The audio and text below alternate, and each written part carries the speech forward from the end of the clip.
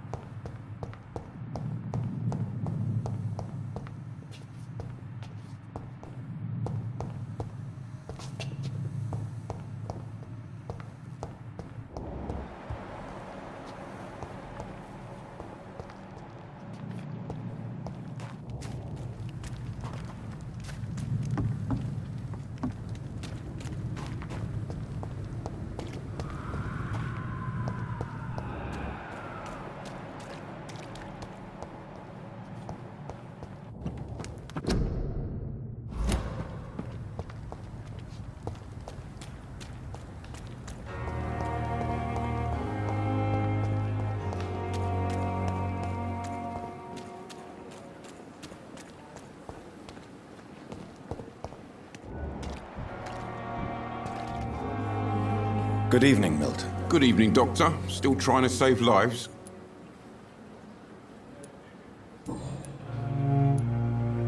Why do you have such a mediocre reputation among your colleagues, Milton? Fuck them. Nobody knows the horrors I've seen since working here. This city was sick long before the epidemic, Dr. Reed. I know it's a difficult task, but correct me if I'm wrong. Is this not the job you are paid to do? I've seen babies left to die while their brothers were properly fed. Underage girls and boys sold to all manner of perverts. I'm sorry, I don't know what to say. Yeah, exactly. We lack words. So excuse me if I don't look on the bright side of life.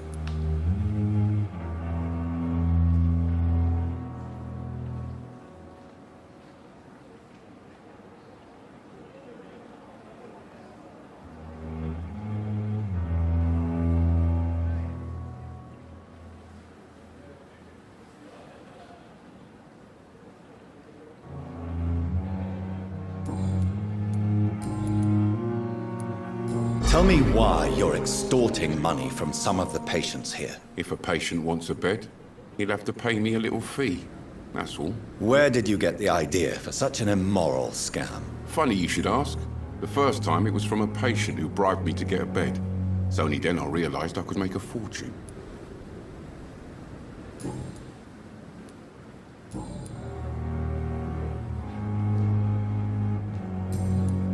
Goodbye, Milton.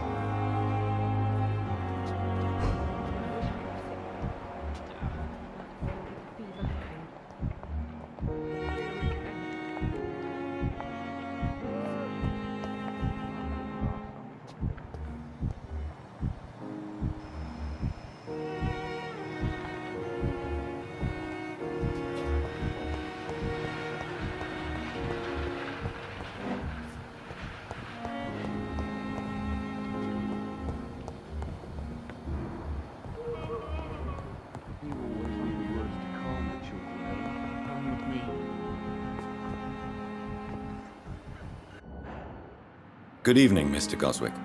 How are you? I'm okay.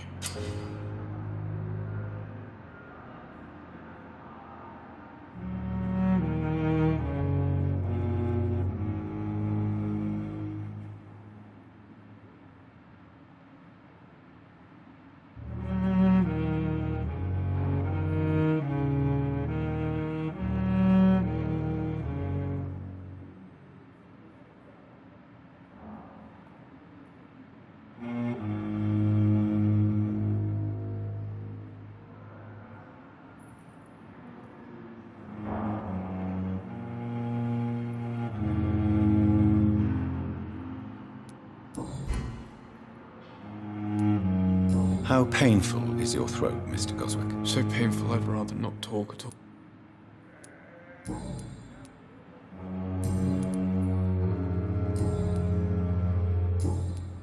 Do you need any help? I'm afraid I may, sir. I don't mean to be a burden. You are not a burden, sir. Healing you is my responsibility. And you have my gratitude for that.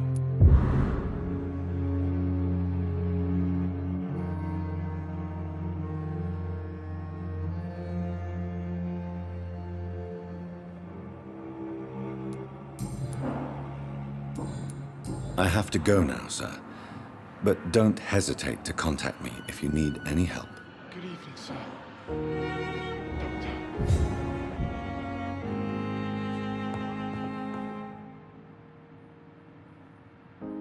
Good evening, Doctor.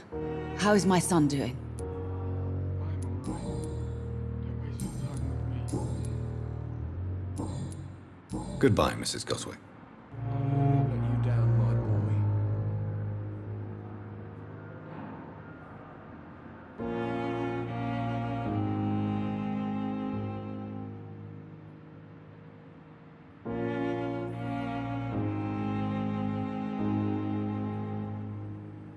You always knew the words to calm the children, Ellen. As for me, what a blundering idiot. Good evening, sir. Doctor.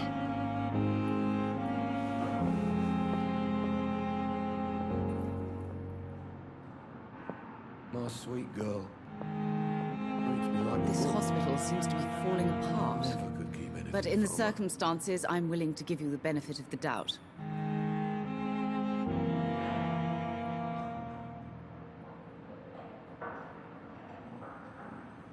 You always knew the words to calm the children, Ellen. As for me, what a blundering idiot.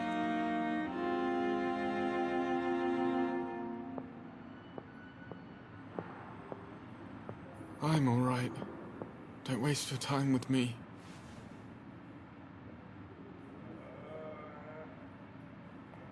I will not let you down, my boy.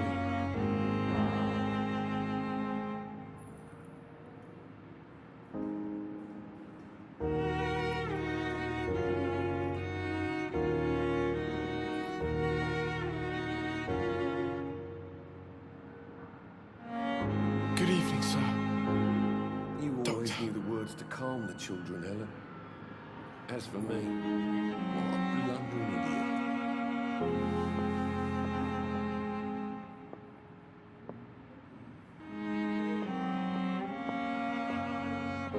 This hospital seems to be falling apart.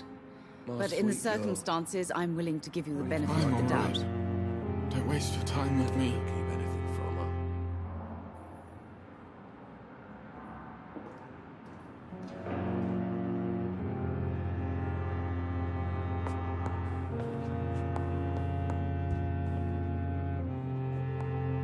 Yes, Doctor? I will not let you down.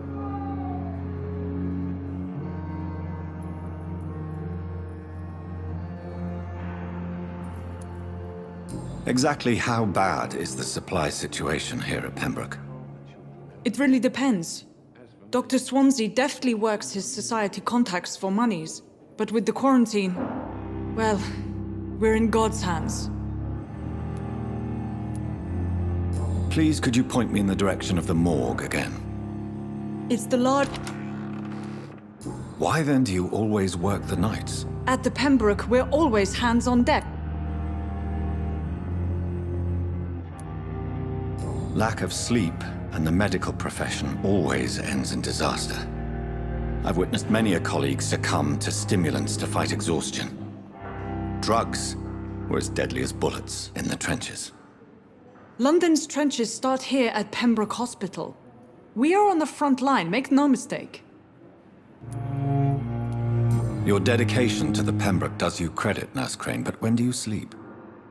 We staff get our sleep when we can, Doctor.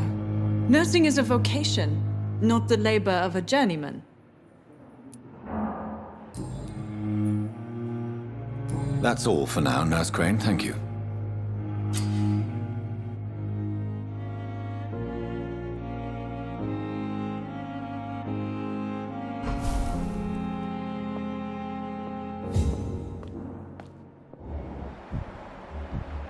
You always knew the words to calm the children.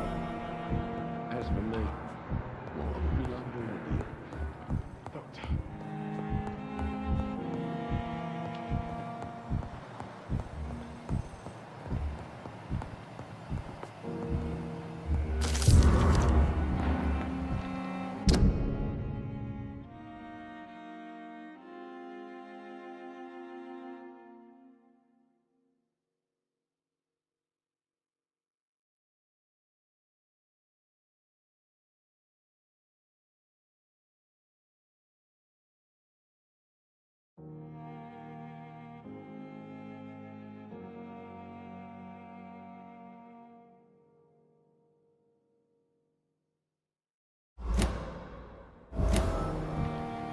I will not let you down, my boy.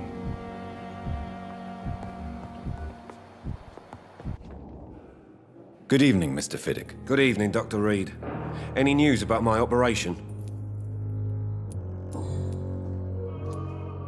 You seem worried about the safety of your family.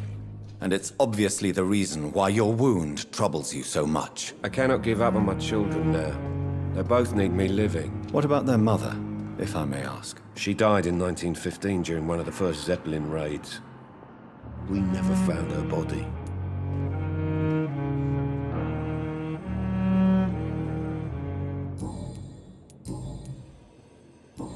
Goodbye for now, Mr. Fiddick. I'll see you later. You always knew the words to calm the children, Ellen. As for me, what a blundering idiot.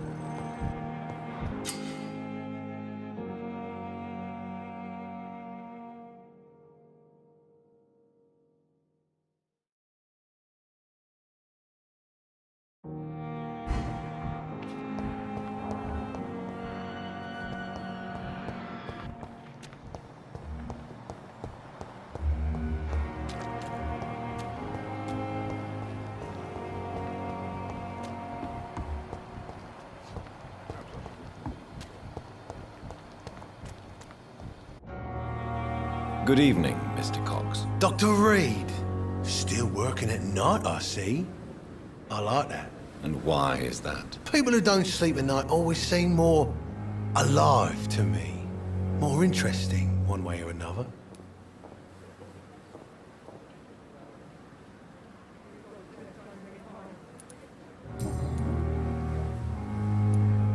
Do you ever think about that poor fellow I saw you push in the water? The wound he gave me will make sure I don't forget him. Still fucking hurts. Boss had cut me good.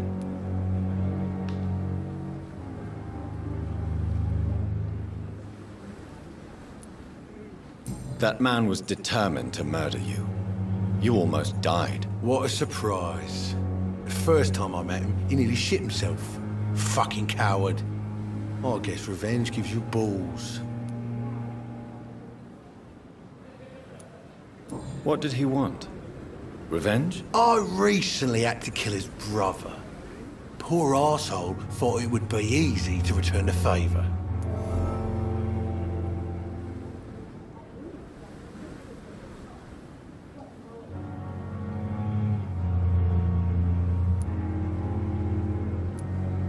Only the strongest survive, then? Survival at all costs. Is that all you think about? I'm the toughest bastard you'll ever meet, Dr. Reed. And I don't give a fuck what you think of me.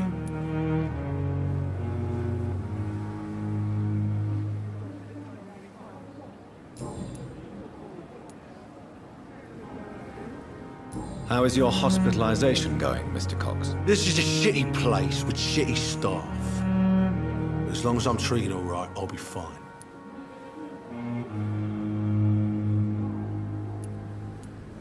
What's wrong with the Pembroke staff? That bastard you sent to bring me here, Milton, I thought he was gonna break all my bones before I reached my bed. I see. Any other smart comments? The nurses aren't too ugly. Especially that foxy one, Nurse Crane. Pretty brunette, tough attitude, all like that.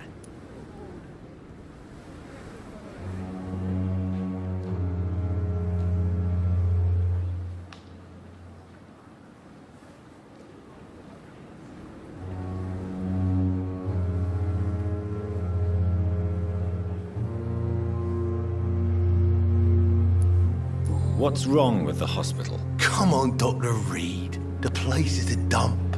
Smelly, sad, and dirty. But you're alive thanks to the efforts and dedication of the staff here, aren't you? What are you expecting, a medal? I thought that saving lives was just part of the job.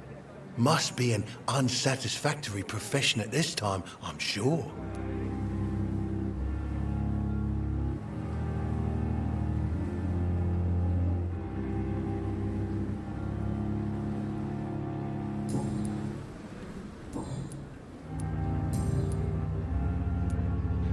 How long do you think you can escape the law, Clay? I know this city like the back of my hand, Doc. I know its streets, who to pay, who to avoid, and who to bully. I won't get caught.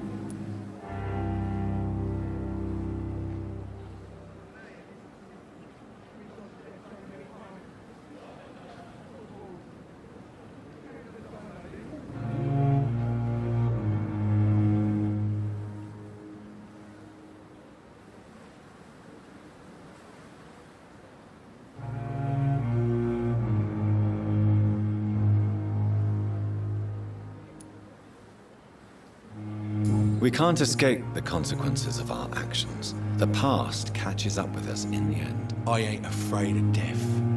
I don't hide who I am. I live my life honestly, which is more than I could say for most folks. And who are you, then? I'm the leader of the Wet Boot Boys. One day, I'll leave this shitty place and punch in the face all who thought I would not come back.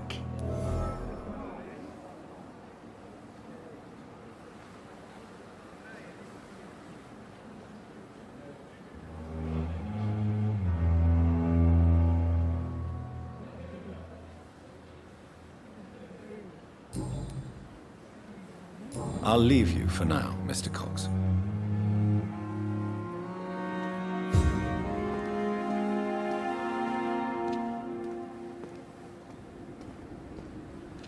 This is no time for self-pity. It is the last thing our nations need. We've dodged death so many times. Can't just die like this.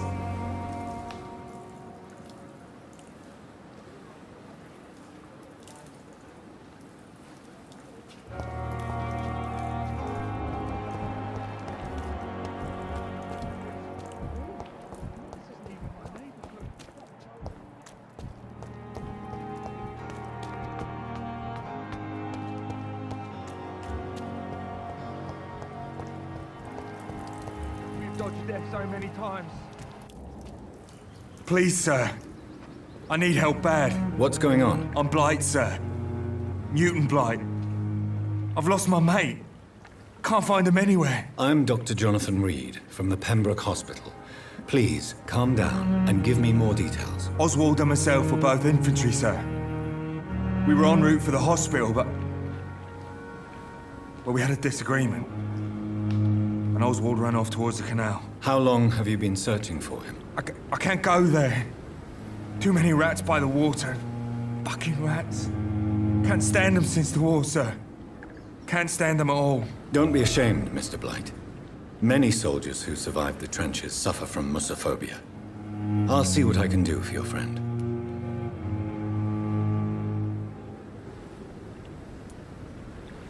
This is a dangerous part of town. What are you doing here? We were looking for the Pembroke Hospital. We both need help. Treatment, I mean. To get some sleep. Just need to feel better, sir. Where was your friend the last time you saw him? He went down by the canal. He didn't want to go to the hospital. I think he went to the sewers on purpose. So I couldn't go after him.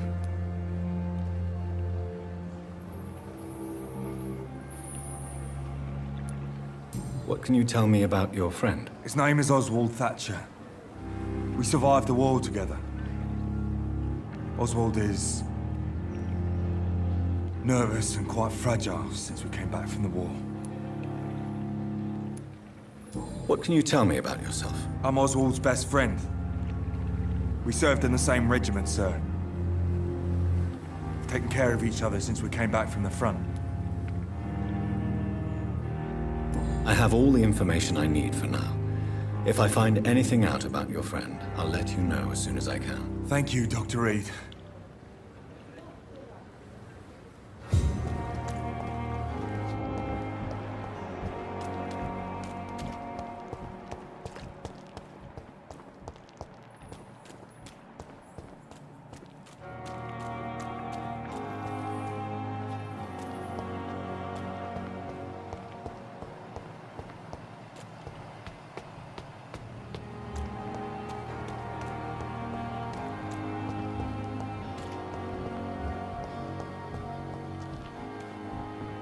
When I get back, I'll have a word with Tom. He's really pissed me off this time.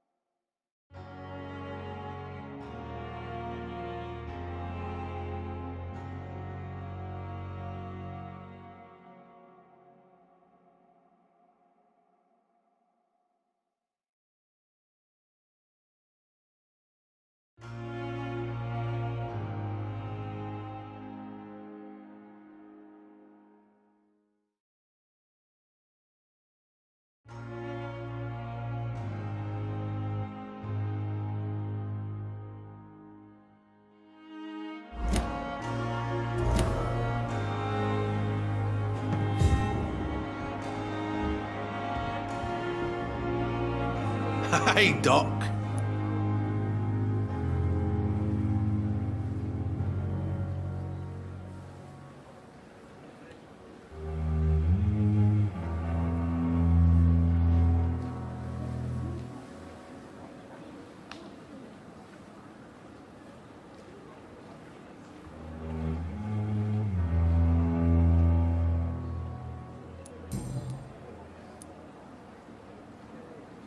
What can you tell me about your marriage, Clay? Marriage is the sweetest cage, they say. Well, I found myself locked in one with a wild animal. You mean your wife keeps you on your toes? No, I mean, we both have claws and we both love to bite. Am I right to assume your wife's letter pissed you off, Clay? I was so mad, I threw away the knife she got me when we got married. Your wife gave you a knife as a wedding present. That knife has always been my lucky charm. If I'd had it in my hand when I got stabbed on that pier, I'd not have been wounded. Do you want it back? I don't need it here, but if you'd be kind enough to bring it to me, I'd be really grateful. A grateful Clay Cox? I might just find your knife and bring it back to you to see that happen. I can give you directions, but I'd be surprised if you managed to find it. My hideout isn't meant to be found easily. A lucky charm? I never would have taken you as the superstitious type. We all have our flaws, Doc. Mine's to have my weapon of choice for when the really dirty business comes around.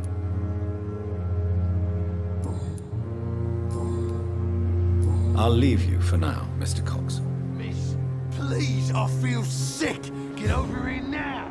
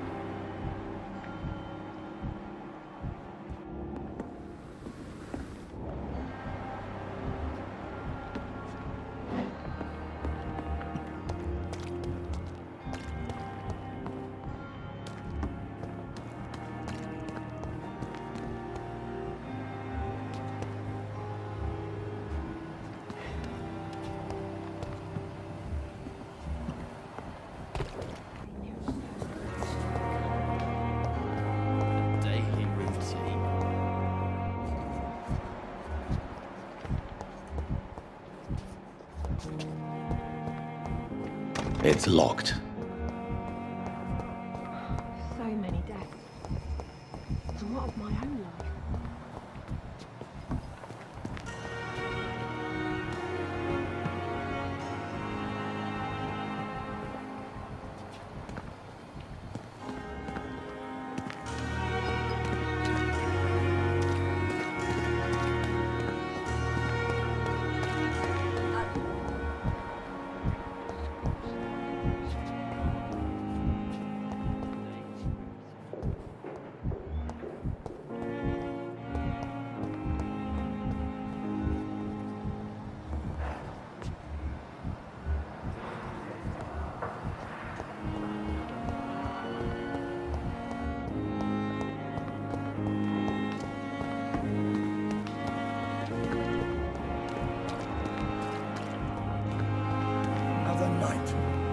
Surely I... Good evening, Nurse Brennick. Good evening, Doctor.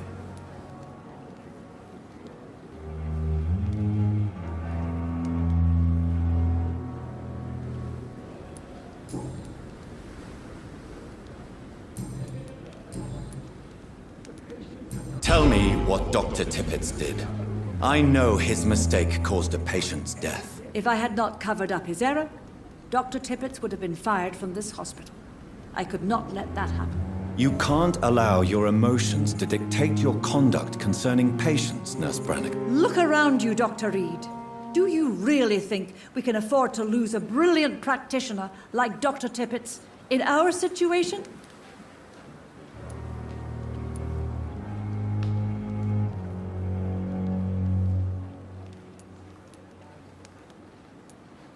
I can't say I approve of what you did.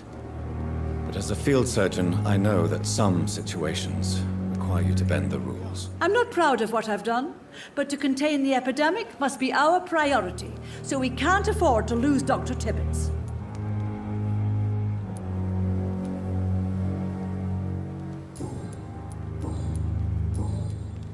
Goodbye, nurse. Call me if you need assistance. Young again. Just a dozen years or so. Good evening, Dr. Tippett. Dr. Reed, any good news to share?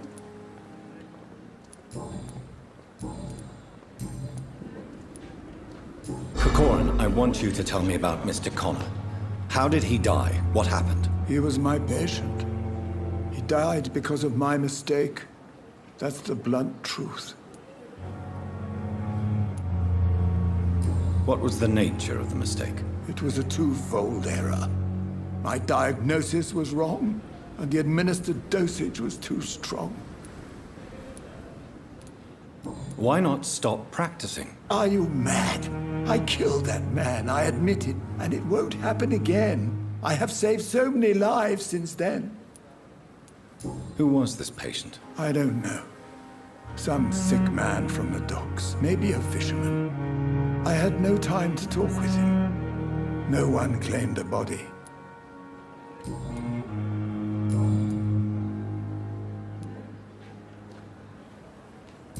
I will cover for you, Dr. Tibbets, by keeping what happened to Mr. Connor to myself. I don't know what to say, actually.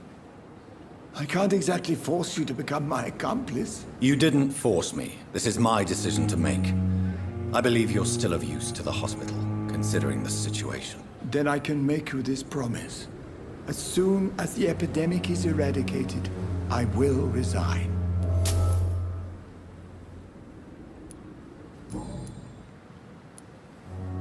What will you do after your resignation? Do you have a plan? I always fancied visiting Cyprus.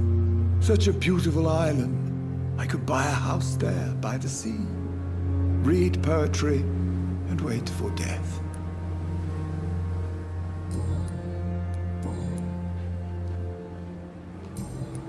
Goodbye, Dr. Tibbets.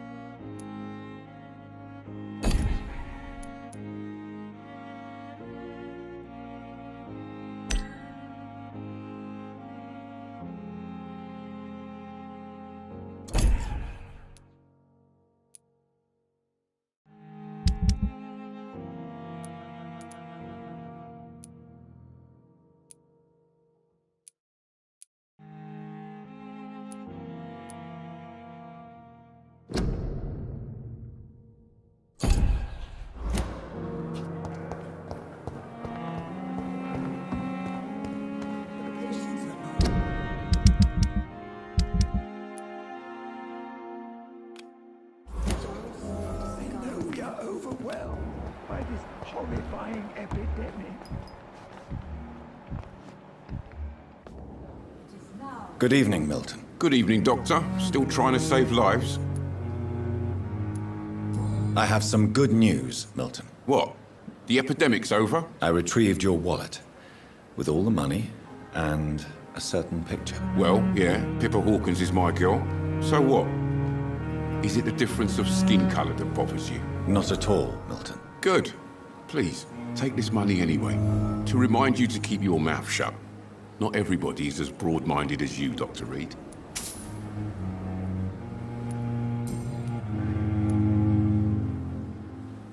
What's going on between you and Nurse Hawkins? Pippa's tired. Tired of all this shit. Tired of all those corpses piling up. She's as depressed as I am. During the war, I witnessed a few couples, just like you, come together in difficult circumstances. It can be very damaging. Maybe you're right. But we support each other. And that's all that matters. You do realize you could both get fired. Hospital staff are not meant to have intimate relationships with one another. Come on, Dr. Reed. Do you know how many rules are broken in this hospital every day just to keep it running? There's nothing wrong with what we're doing.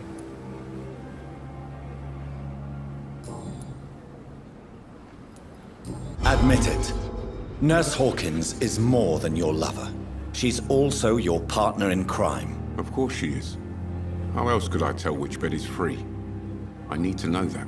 Have you no shame? Don't you see this city is crumbling down? Today, people are ready to pay to get a hospital bed.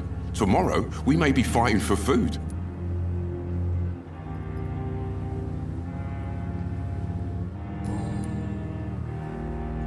Goodbye, Milton. Surely I can endure another night. Perhaps I should have considered the offer from that Cadogan fellow.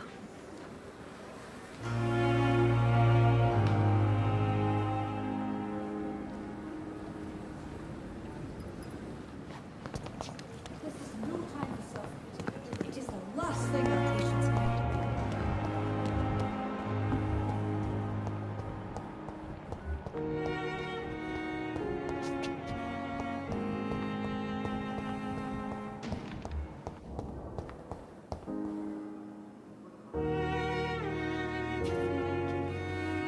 Good evening, Nurse Hawkins. Good evening, Dr. Reed.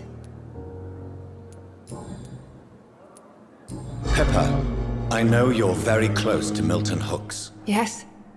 Milton Hooks is my man. If you want to report me for that, just feel free, Doctor. I have no intention of reporting you, Nurse Hawkins. But are you aware of the risks? The rules say I won't be allowed to work as a nurse anymore. But here at the Pembroke, we break rules all the time. Is he worth the risk? Hey, I'm no perfect woman, and Milton is not the finest bloke. But we do our best to get by.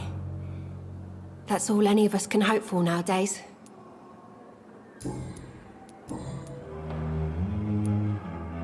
Pepper, are you sure you want to leave this hospital? To become a nurse was a little girl's dream. But in the end, I don't feel that useful. I want more. I want to make things change.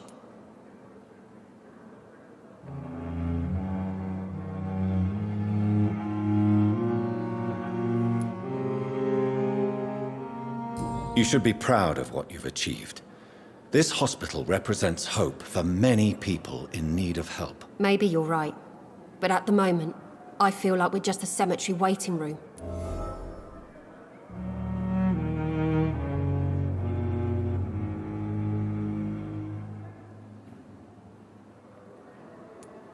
Milton cheats patients out of their money at this hospital, Pippa. Are you his accomplice? Yes, I am. Is this your definition of being useful? By abusing the sick and poor? No. It is my definition of getting out of this useless life once and for all. Why do you do it? Why not? Most of the sick who paid for a bed are already dead, or will be soon. Don't you see the futility of all this?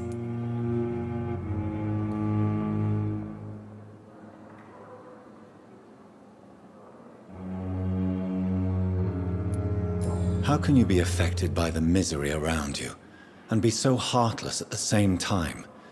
Which is the real you, Nurse Hawkins? I could ask you the same question, Dr. Reed. Are you more real when you lie to a dying patient, or when you grant him useless medication? Whose idea was it? What difference does it make? We did it together, and I'm guilty as charged. Answer my question. It was my idea first, even though Milton would say it was his, to protect me. What steps are you prepared to take to feel more useful? I don't know yet. My sister believes that the real fight is in the streets nowadays. Maybe she's right. Maybe this is what I must do. And what about Milton Hooks? Does he share your point of view? For Milton, any change means more comfort and more peace. I disagree. If you feel that saving lives is not useful enough, perhaps it means that you've lost faith. On the contrary, my faith has never been stronger. Maybe we are all just too proud to face up to the fact that science cannot compete with God. Goodbye, Nurse Hawkins.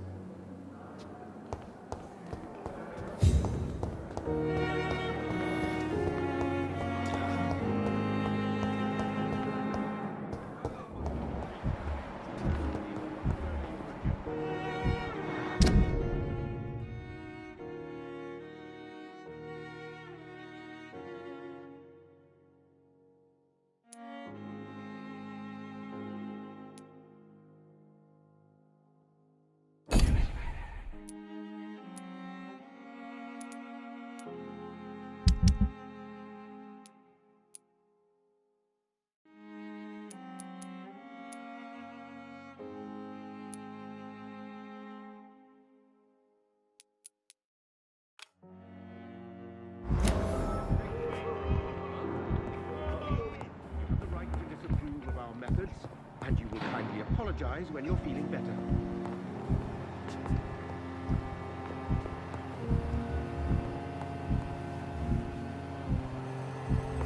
I will not let you down, my boy.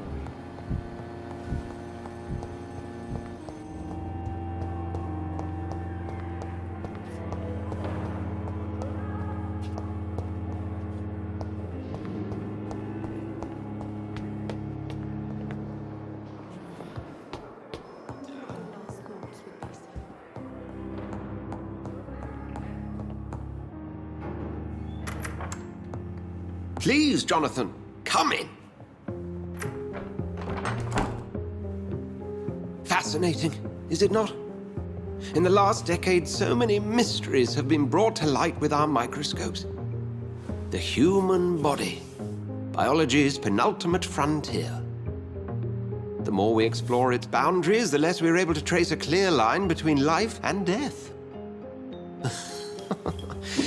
You, my friend, have a foot in both countries. The view must be vertiginous. It's at least as vertiginous as chatting about vampires with you, I would say.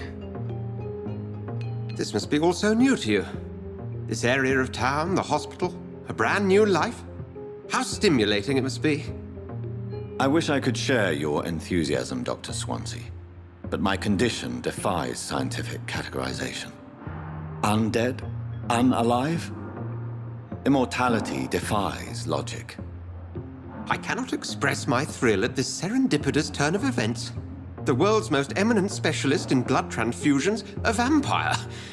One might say a gift from heaven.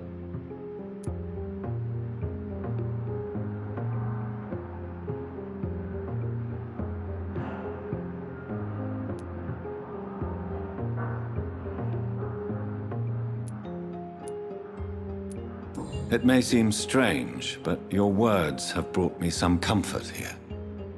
Forgive me.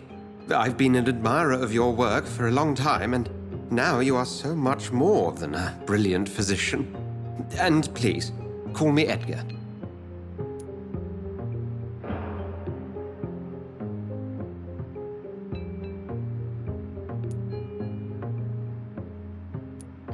There is no need to apologize, Edgar. You offered me sanctuary when I had none.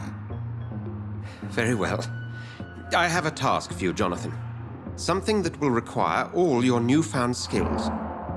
Please, go on. The Pembroke only survives through the generosity of our benefactors. Unfortunately, our main donor has found herself in a bit of a bind. Now, if you could help her out... A spokesman or politician is what you need. That's not my calling. And until I come to understand what has happened to me, I require discretion. Discretion is in order, Jonathan. Lady Ashbury has recently received rather indelicate correspondence that, if revealed, would jeopardize her position. And you would like me to eradicate this threat? By the stole, of course not. I would just like you to pay her a visit. Her ladyship is certainly near the tents outside, tending the sick. You can't miss her. Look for someone impossibly delicate. Accepted. I'll see what kind of trouble Lady Ashbury is in.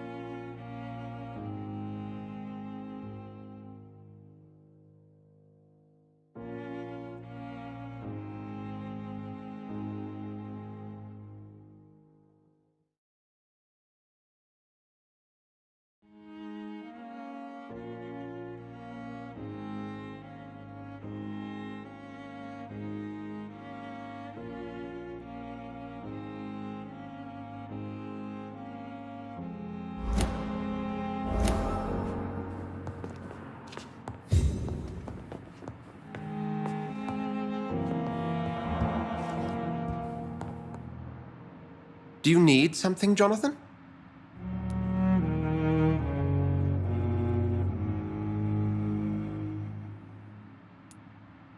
I have just a few questions. Then ask away. I'm at your service, Doctor.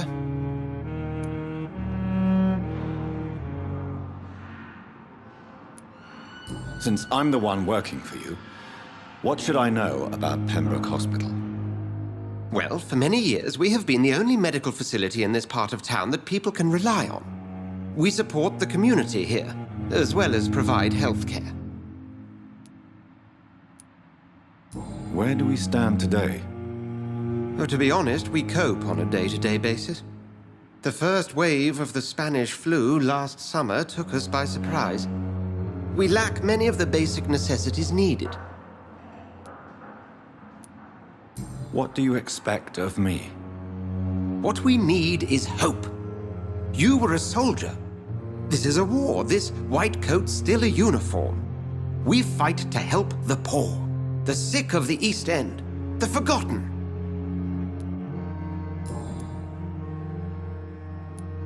The man we pursued and slew in the canning factory, William Bishop, I believe, was he a vampire? He was a Skald, technically speaking. The debate rages as to their classification. Some think them a subspecies of vampire, others something else. How do Skalds come into existence? The name means slave. The etymology may indicate that they are a lesser species of vampire. From what I know, vampires tend to despise them. Just for clarity, what differences are there between myself and a Skald? A Skald is easier to eliminate, Jonathan, even if they remain formidable foes for the unprepared. Vampires... Now, vampires exist beyond the mortal realm. Since you seem quite the expert on vampires, what could you tell me about my condition and how it came about? As men of science, our first step is always to start with what we know. Forget the myths, the hackneyed scrawlings, and the penny dreadfuls. They do not scratch the surface of the truth you now find yourself in. The sun. The morning following my transformation. Its rays burned me. There was pain, smoke, and my skin blackened. You will find there is very little that can kill a vampire, my friend. You have been offered relative immortality. The sun will most certainly hurt you, leaving you weakened and damaged, but it will not destroy you. Must I take a life to live? You are a vampire. You feed, and blood is the sole sustenance that can sustain your immortal frame. And only a living creature contains the nourishment you require.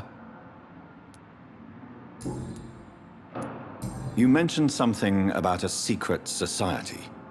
A brotherhood, if I recall. Could you elaborate? Certainly. I've been a member of the Brotherhood of St. Paul's Stole for several years. We are pledged to monitor and report vampire activity in England as impartial scientific observers. That explains your nightly wanderings about the docks and the questions you ask. I feel it wasn't mere coincidence that led us to that part of town. There was something as yet unseen that set those chain of events in motion.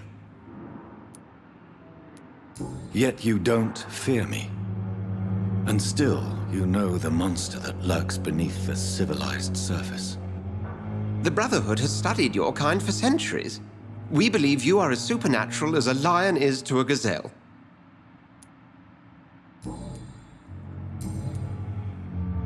We'll see each other again soon, Edgar.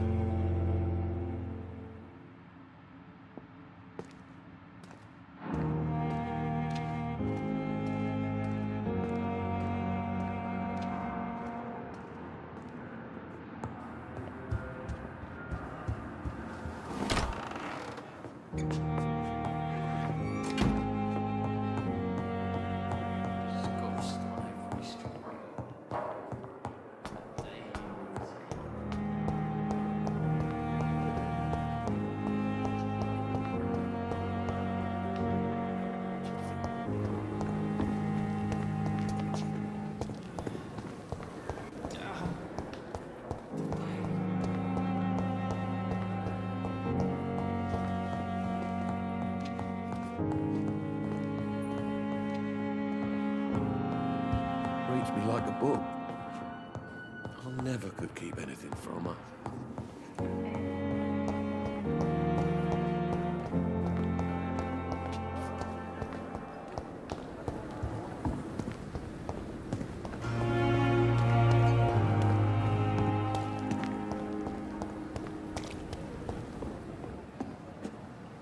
The flu took my dear wife, Emily. I take comfort knowing we'll soon be together again. Mr. Rainfield, that's no way to talk. You're in good hands here, and we'll be up again soon enough.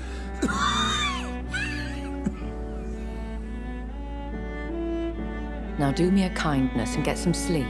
I'll be back round later. Your words are kind, the blessings of an angel. You're the sweet, sweet Lady of Mercy.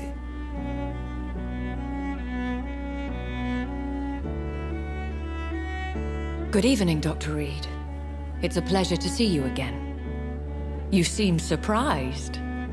Dr. Swansea has brought me up to speed concerning your recent appointment to Pembroke Hospital. You're a vamp... The lady who saved me that night, before vanishing into thin air. I remember you from the pub with Dr. Swansea. Indeed. Allow me to introduce myself formally this time. My name is Lady Ashbury. I remember you well, in spite of the brevity of our encounter.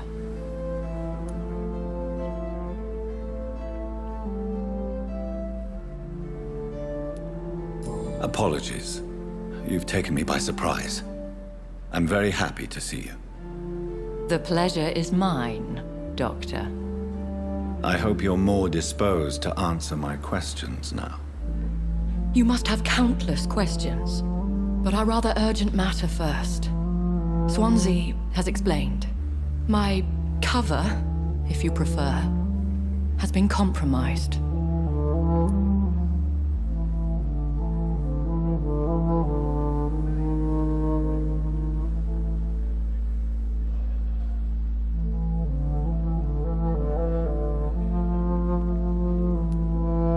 Have any of the patients given you trouble?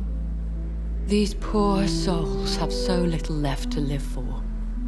I do my best to ease their pain. The world would be a better place if it were cared for by women like you. You make me blush. I am simply a necessary evil. Pardon my boldness, Your Ladyship, but I have questions concerning this condition we share. As a newborn, your hunger for answers is rivaled only by your thirst for blood. But the questions need wait. I'm a scientist. My trade is in the deciphering of mysteries, and I need information to feed my mind. I will gladly answer every question you have, but first, prove yourself capable of resolving my predicament without eating the culprit. Dr. Swansea has commissioned me to be your agent in this matter. You could start by explaining what's amiss. These past insufferable weeks, I've been the victim of extortion. I've made a first payment, but the blackmailer grows greedy. I must refuse his most recent demands. Who would be so foolish as to threaten you? A kindred spirit. Even if it were the case, and I highly doubt it, a vampire would have asked for something more valuable than money. My suspicions lean toward a patient.